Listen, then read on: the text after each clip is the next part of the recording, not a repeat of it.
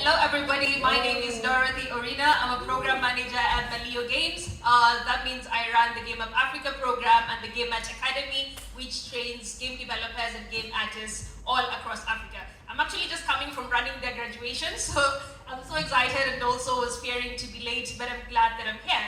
So on a day-to-day basis, I get to facilitate developers and artists who want and are developing great games. So the main objective is usually to make great games, but then who is the audience for these games? I mean, it might seem obvious for even as experienced developers to create games that people will want to play. But this is not the question that we normally ask at the beginning. We only come to ask it last, after we've created the game, and we're now getting to ask who wants to play my game.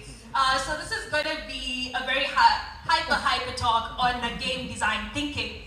So the agenda is going to be what is game design thinking, who is using this approach, and how can I achieve it too. So what is game design thinking? Very briefly, this is getting to understand what do my players vibe with. I mean, you don't just go to a party and plug in your aux cable. You first read the room, get to understand what music your players like, and then so that by the time you're plugging in your aux cable, people are wild on the dance floor, yeah?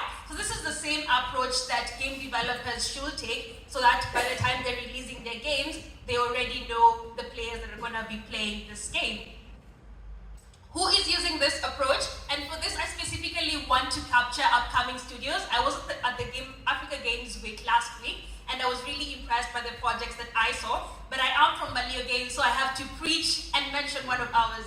This is What King. It's a very popular card game in West Africa. So Malio Games has made this in such a way that people can play it on their phones, and it's multiplayer. So when you go out and you forgot to carry your cards, you don't take an Uber, you just open your phone, everybody has it, you can play it. Very brilliant. So on to the upcoming studios. This is one that I was really impressed with. Fatquake Studios, based right here in Cape Town. They have Taxi Ranked, which has similar mechanics to Subway Surfers, but the catch is the environment and the things you get to interact with resonate with the South African streets. So you actually get to pick people and see South African streets in the game, which is very interesting. It teaches you about the South African culture. And then they have Power Play, which is centered on load shedding, which is something that people can really relate with. I mean, the reason memes are very popular right now is because a lot of people are relating to the experience that are being shared on memes. So same approach. Another studio is Pineapple on Pizza Studios. South Africa is very popular in barbecue, which they call braai. I'm personally from Kenya, Nairobi, and this is one thing that was really preached to me when I was coming here.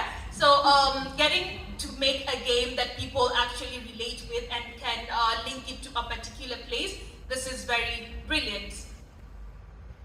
How can you and I achieve this too? So 3 things: discover, design, and deliver. In the discovering process, you just get to empathize and learn what your players actually like. Then you get to really define what that problem is. Get to have specific measurable aspects that you can now build to once. Then you get to ideate and prototype, bring out all your ideas, get to prototype and test them in the process, and finally deliver. So just looking into each of this one at a time. In the discovering process, things you want to look at are things like industrial reports. Malio recently launched the African Games Industry Report last week here in Cape Town, and this is one of the things that you should really look at, especially if you're looking to create African games. Get to understand what the African market is. What is this audience like? What do people like? Do they like mobile games, PC, all that? You understand that before you start creating your game. In the design process, get to collect feedback from your users. So test, create, test. So if you have an idea and you've created it in a week, get the people around you to play it and see if they actually like it.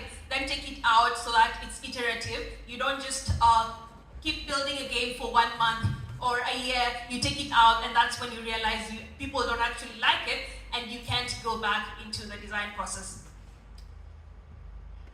Next, you just get to analyze the findings that you have gotten, then strategize on the easy way to address those challenges, and if you will do a full redesign to the feedback that you're getting, what can you change, what can you not, what to go with.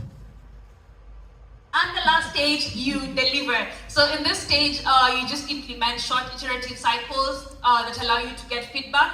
You can do small scale launches, do things such as pilots and beta testing to get new insight and continuously improve the design of the game. That has been me. Thank you so much.